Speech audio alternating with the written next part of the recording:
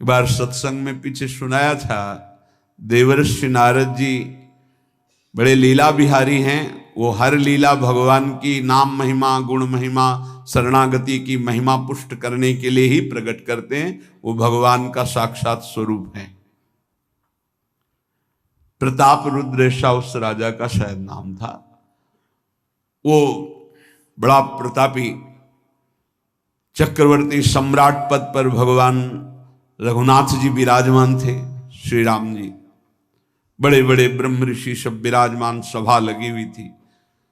नारद जी बाहर मिल गए उनको और कहा, अंदर प्रभु के दर्शन करने जा रहे हो? नारद जी को प्रणाम किया। जी। तो वहां बहुत से ब्रह्म ऋषि बैठे हैं, सबको प्रणाम भी करोगे? हाँ जी, तो मर्यादा है संतों को प्रणाम। तो विश्वामित्र जी को भी प्रणाम करोगे? हाँ, क्यों, वो तो ब्रह्म ऋषि हैं। क्यों, ब्रह्म ऋषि कहाँ हैं? तो कौशिक वंश में प्रकट हुए, क्षत्रिय कुल में। तो उन्होंने कहा, नहीं, तपस्या से तो ब्रह्म पद प्राप्त किया है उन्होंने। हाँ, पर मूल में तो नहीं। आपका उद्देश्य क्या है? बस ऐसे कर लेना, माथा मत रखना। देवर्षि नारद जी के सब ऋषियों के माथा रखना। गए भगवान के दरबार में, भगवान को नमन किया, सब ऋषियों के चरणों में मस्तक रखा और विश्वामित्र जी के सामने जाके ऐसे करके ध्यान भी नहीं दिया। सभा जब पूर्ण हुई, विश्वामित्र जी के पास नारद जी बैठे, बोले, आपने कुछ देखा भगवान? विश्वामित्र जी ने कहा, क्या? वो प्रताप रुद्र को?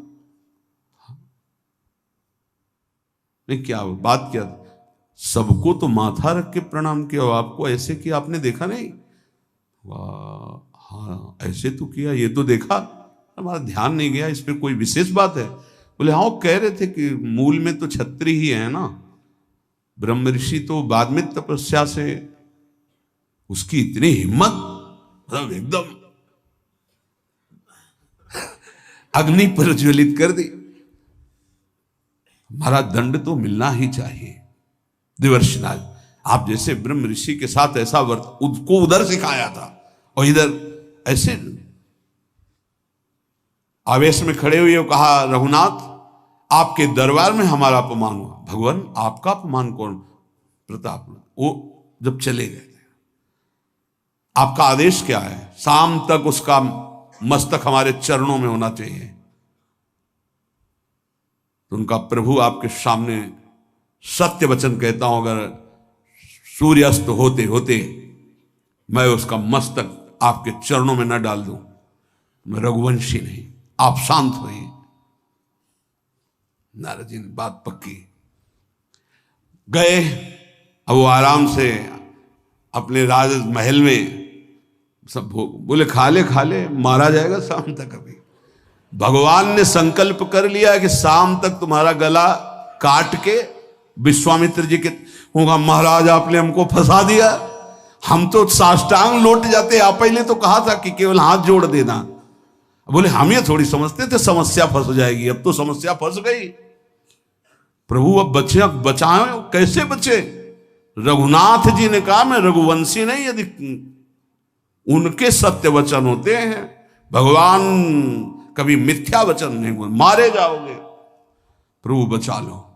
एक उपाय है, महाभागवत हनुमान जी बचा सकते हैं। उनका राम जी का विरोध हनुमान जी कैसे कर सकते हैं?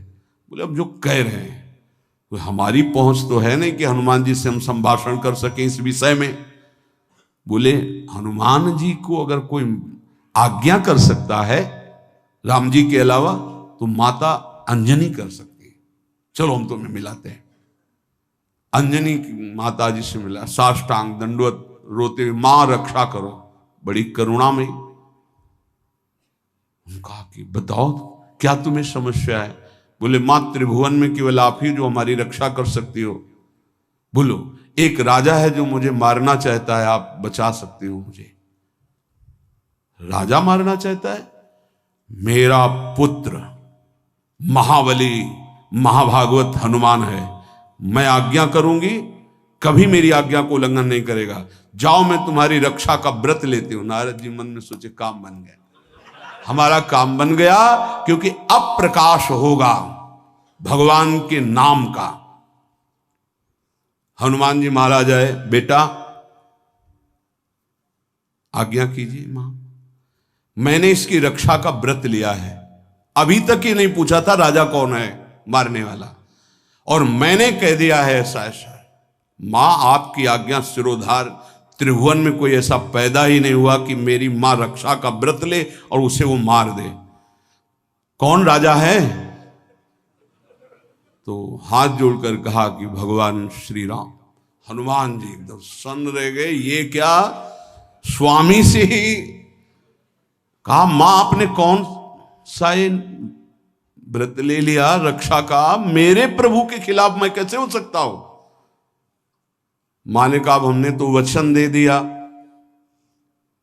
हनुमान जी ने कहा, फिर बुद्धियों जितनी बुद्धियां हैं वो सब सरस्वती जी, सरस्वती भी जिनकी द्वारा प्रेरित हैं वो भगवान, और भगवान जिनकी बुद्धि में बैठे रहते हैं उनसे बड़ा बुद्धिमान कौन हो सकता है? इसीलिए परम ज्ञानी हैं श्री हनुमान जी महाराज। बुद्धि नाम अग्रगण्यम, जितने भी बुद्धिमान जन उनमें सबसे वरिष्ठ हैं, श्रेष्ठ हैं। हनुमान जी महाराज बोले, चल तू एकांत चल। एकांत में ले गए और बैठ, थोड़ा ही समय रह गया संध्या का। अब तेरी श्वास में जहां भी रुकेगा नाम, वहीं तेरा गला कटा, बिल्कुल पक्का। बस सीताराम सीताराम सीताराम, ये क्रम न टूटने पावे, तो ऐसा शुरू कर। अगर तेरे नाम में त्रुटि हुई, अंतराय पड़ा, उसी समय भगवान का अमोघ बाण काट सकता है, अन्यथा नहीं। तू चिंता मत कर, बैठ जा। वो बैठ गए, सीताराम सीताराम सीता। हनुमान जी महाराज करताल उठाए, आसपास नत कर रहे। भगवान ने अमोघ बाण संधान किया। वो बाण आया और हनुमान जी जहां घूम रहे थे ऐसे परिक्रमा की, वापस चला गया। भगवान ने कहा, आज तक ऐसा नहीं हुआ। अमोघ बाण मोघ कैसे हो गया? लक्ष्य को बेधे बिना वापस कैसे आ गया? दूसरा बाण भगवान ने संधान नहीं किया। है क्या? कौन है त्रिभुवन में ऐसा जिसको बाण बिना बेधे वापस चला गया? लक्ष्मण जी से कहा कि जहां प्रताप रुद्र वहां तुरंत जाइए और देखिए बात क्या है, उसके गले को क्यों नहीं अमोघ बाण ने छेदन किया। गए, सर्वज्ञ हैं। वहां जो स्थिति देखी तो हनुमान जी की आंखों में अश्रु चल रहे थे। नाम संकीर्तन घूम घूम के, और वो आंख मूंदे बस सीताराम सीताराम। परम प्रेमी लक्ष्मण जी भी तालियां बजाकर शुरू कर दिया, सीताराम सीताराम। राम जी ने विचार किया कि बाण तो वापस आ गया, लक्ष्मण जी वापस ही नहीं आए, सूचना ही नहीं। और विश्वामित्र जी कह रहे हैं, तो आपने प्रण लिया था कि संध्या होते होते। भगवान ने कहा कि आप धैर्य धारण कीजिए गुरुदेव, मैं स्वयं जाता हूं। जब कहा कि मैं स्वयं जाता हूं तो बोले, मैं भी स्वयं चलूंगा, देखूंगा तुम निर्णय क्या करते हो। पूरी ब्रह्म ऋषियों की समाज साथ में, नारद जी बीड़ा लिए आगे कि प्रभु हम भी देखेंगे, और सब कुछ रचा इनका है, बड़ा विचित्र खेल है इनका। महाराज जी ही गए तो देखा वो सीताराम सीताराम सीताराम। हनुमान जी महाराज सीताराम सीताराम कीर्तन कर, लक्ष्मण जी कीर्तन। भगवान ने कहा, अब समझ में आया, जिसके गले में नाम निरंतर चल रहा है, मेरा अमोघ बाण भी छेदन नहीं कर सकता। जो भगवान यहां कह रहे, मेरा दिव्य सुदर्शन चक्र भी छेदन नहीं कर। भगवान ने कहा, गुरुदेव आपने आज्ञा करी थी कि इसका शीश आना, आपने ये नहीं कहा था कि काट कर आना चाहिए, उसको रखो मस्तक। विश्वामित्र जी प्रसन्न हो गए। नारद जी ने कहा, प्रभु इसमें न प्रताप रुद्र का दोष है न ब्रह्म ऋषि विश्वामित्र जी का। मैं ये दिखाना चाहता था कि आपके अमोघ अस्त्र से भी बढ़कर आपका नाम है। आपके अमोघ अस्त्र को कोई अगर, तो नाम आपका है। भगवान ने यहां जो कहा कि मेरा सुदर्शन चक्र भी उस गले को नहीं काट सकता जिससे नाम चलता है। विश्वास कीजिए, भगवान की ऐसी लीलाएं होती हैं जिनको माया ऐसे प्रस्तुत करती है कि आपको अविश्वास हो जाए, पर ऐसा नहीं। उसमें गूढ़ रहस्य होते हैं, भगवान की दिव्य विधान होते हैं। हम मायाकृत बुद्धि वाले उस विधानों को नहीं समझते। नाम जापक एक अमोघ शक्ति वाला हो जाता है। आप अभी 4 दिन नाम जप किए, विपत्ति पापाचरण के कारण कोई प्रेरित होकर आ गई, माया ने कोई नाटक रच दिया, आपकी श्रद्धा खत्म हो गई।